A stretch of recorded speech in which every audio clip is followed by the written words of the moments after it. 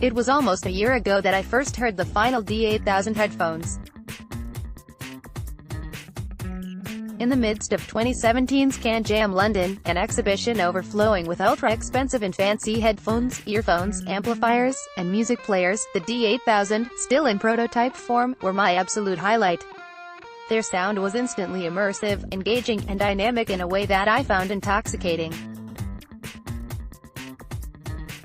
It didn't matter to me that they were being held together by a Frankensteinian skeleton of spare parts from other Final headphones, or that they didn't have a price yet. At the time, those seemed like mere details to be filled in later.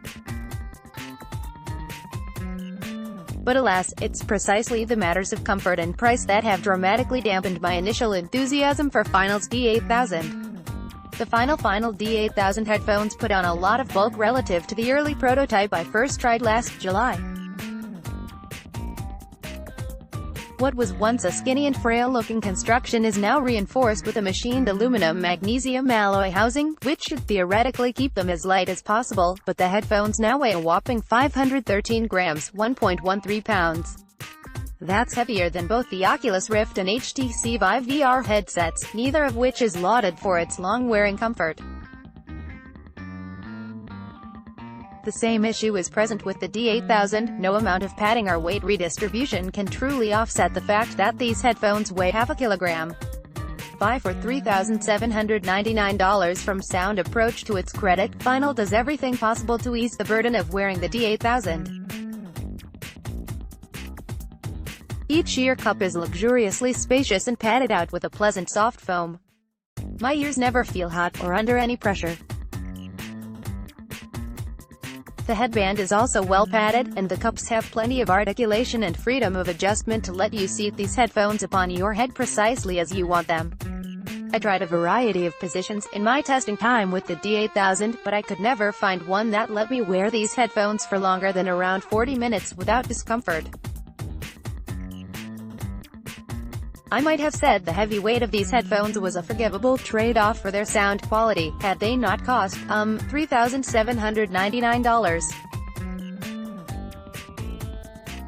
Final is an enigmatic company that builds some of the best cheap earphones as well as some of the most opulently expensive ones, and it's clearly unafraid to stray into luxury territory. In a world where people spend thousands of dollars on mechanical watches and bespoke car cosmetics, there's obviously a market for a product like the D8000. But with such a high cost comes the expectation of a zero-compromise design, and that's what Final hasn't delivered. You may be wondering what else there is to say about these too heavy, too expensive headphones, but I have to return to the thing that attracted me to them in the first place, the way that they sound.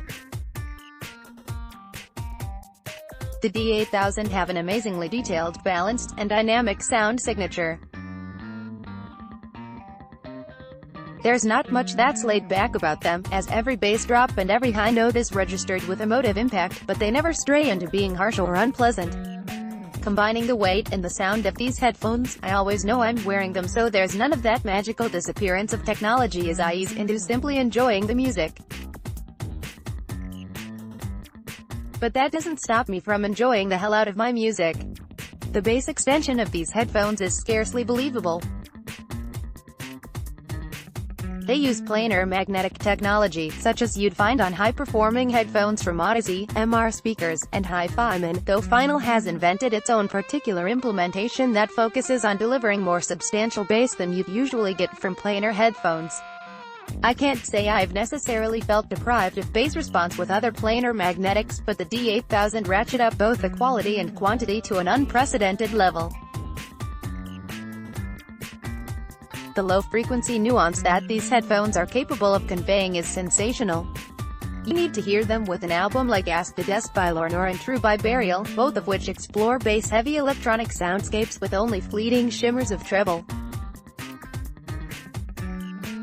The beauty of the D8000 is that they have this abundant resolution in the low frequencies without losing the sparkly high-frequency detail when it arises.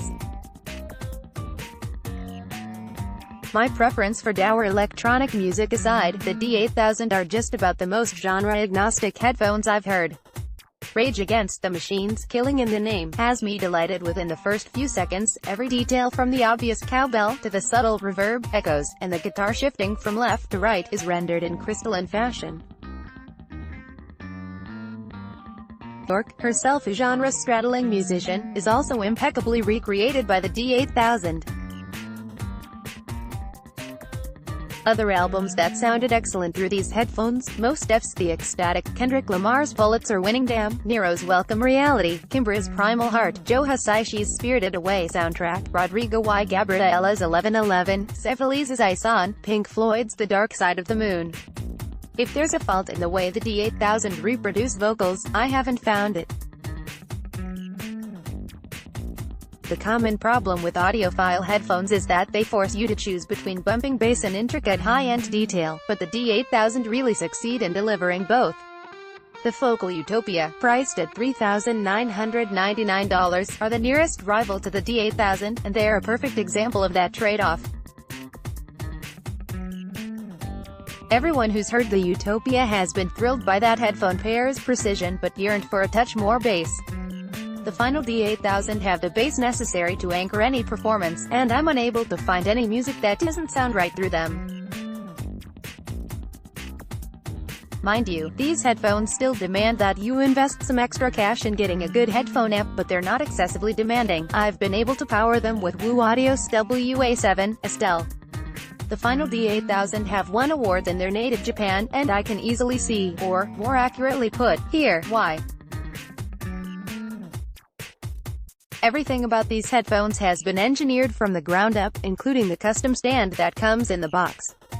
They're assembled by hand in Final's HQ in Kawasaki, and they are obviously a labor of much love and science. It's hard not to like or appreciate a product of that kind.